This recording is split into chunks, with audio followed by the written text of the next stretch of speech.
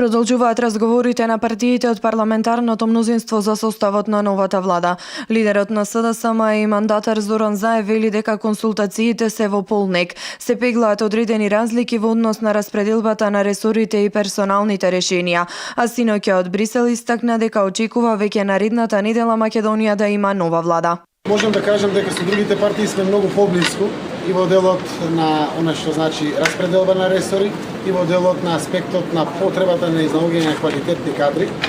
Со партијата БСР сме дошли уште да разговараме за кадри, се уште разговараме за ресорите, вкупниот број, колку, пропорциите, одговорноста. Верувам дека многу брзо ќе дојдеме да разговараме и за имиња.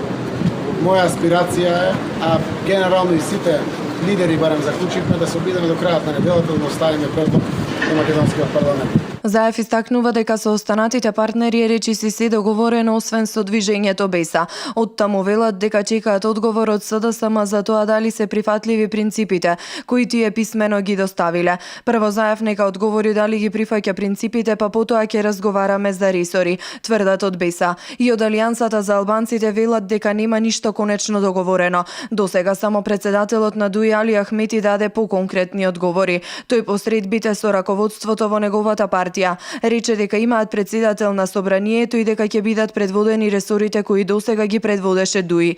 Од брифинзите на партиите се забележува различен став за самиот тек на преговорите и за се она што ќе биде дел од програмата на новата влада. Али Ахмети изјави дека главните точки од платформата на албанските политички партии се опфатени во владината програма, а за останатите теми и понатаму ќе се зборува и ќе се отвораат јавни дискусии. Но спротивно на ова, од движењето за реформи ДПА, кој е дел од коалицијата Алијанса за албанците, велат дека не подпишале никакви гаранции кои се однесуваат на декларацијата на албанските партии и дека побарале експресна двојазичност.